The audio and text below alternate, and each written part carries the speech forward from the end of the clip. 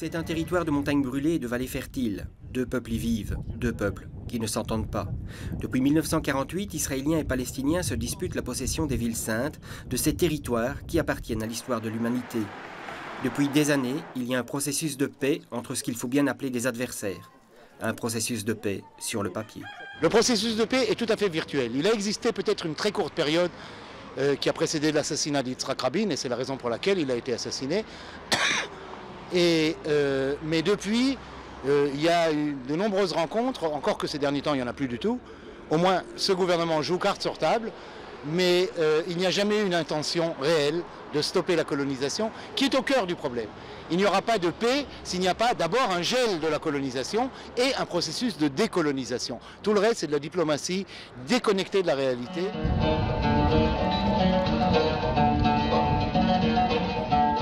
Jérusalem est une ville mythique. Elle est la ville sainte des trois religions abrahamiques, le judaïsme, le christianisme et l'islam. C'est pour cela qu'elle est le microcosme qui permet de comprendre ce qui se passe entre Israël et Palestine. Jérusalem compte quelques 200 000 habitants qui se répartissent en un tiers de Palestiniens, un tiers d'Israéliens et un tiers de colons. Si l'on veut vraiment aller au plus près, on peut analyser la situation dans la vieille ville de Jérusalem, un territoire qui ne fait pas 1 km². S'y côtoient Palestiniens, musulmans et chrétiens et des Israéliens. Pour les Arabes, on y accède notamment par la porte de Damas. Pour le moment, parce qu'elle va être fermée pour une durée indéterminée pour cause de travaux. La porte de Damas, c'est l'ouverture vers la partie palestinienne de Jérusalem et le centre économique de cette partie de la ville. L'inquiétude est donc grande.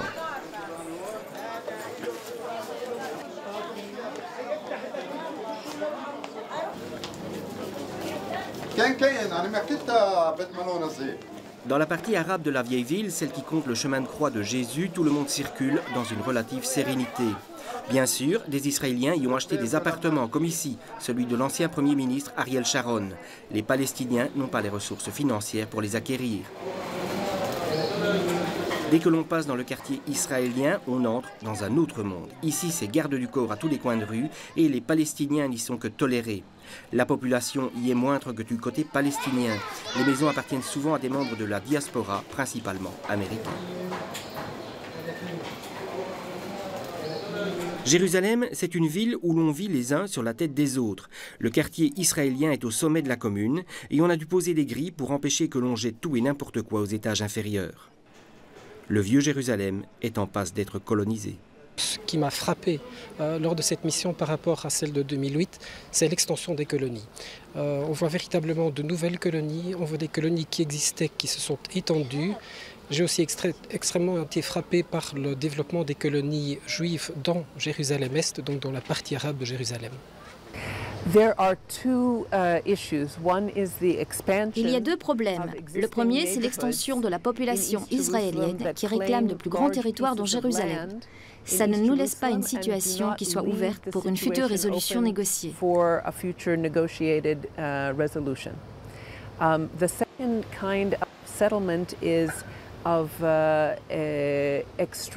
Le second type de problème, c'est la présence d'Israéliens idéologiquement extrémistes dans les quartiers palestiniens.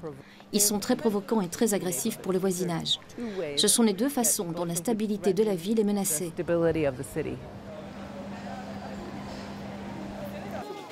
Cette situation va de pair avec une détérioration des conditions d'existence des Palestiniens. Malheureusement, il y a une détérioration de la situation des Palestiniens à Jérusalem-Est.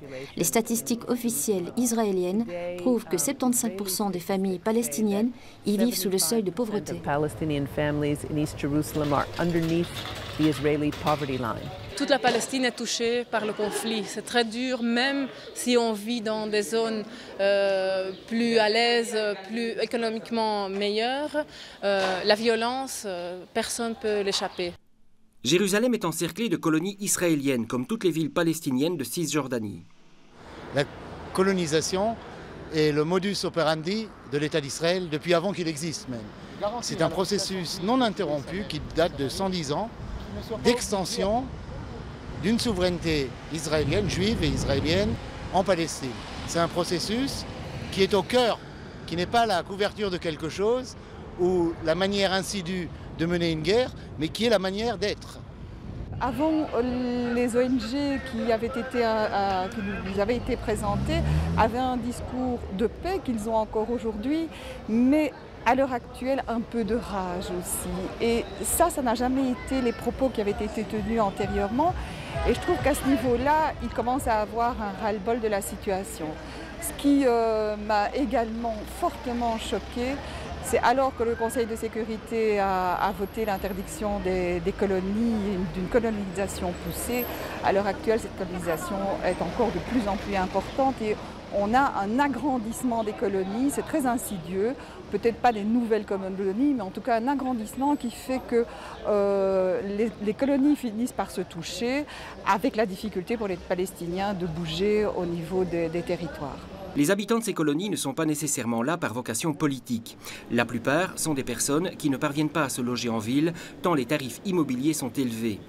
L'État israélien leur fait des conditions financières particulièrement intéressantes pour qu'ils aillent s'y installer. Cette tendance est généralisée dans toute la Palestine, autour de toutes les grandes villes. Pour rejoindre leur colonie, les colons prennent des routes qui leur sont dédicacées entre deux murs, véritables canyons surprotégés. 10 minutes Amal est une jeune femme arabe et bédouine qui vit en territoire israélien. Elle a été l'invitée au mois de juin d'un certain nombre d'associations féminines de Charleroi et de la province de Hainaut. Son village, situé dans le Negev, en Israël, a été rasé 26 fois et reconstruit 27 fois. Ce qui est original, c'est que ce village n'est mentionné nulle part, ni sur les cartes, ni aux embranchements de route. هذا صحيح يعني النضال على محورين المحور الأول هو النضال السياسي كون أقلية فلسطينية. Israël nous discrimine en tant que minorité. On n'arrête pas de dire qu'Israël est une démocratie. Israël n'est pas une démocratie, c'est une ethnocratie. C'est une démocratie pour les Juifs. Ce n'est pas le cas pour la minorité palestinienne en Israël. Et aujourd'hui, la loi, au lieu de nous protéger des discriminations, vient consacrer ces discriminations dans tous les domaines, du logement jusqu'à l'éducation. Et il y a l'autre défi auquel nous sommes confrontés, à cette société traditionnelle patriarcale qui ne donne pas les mêmes chances aux femmes et aux hommes, et nous menons cette double lutte.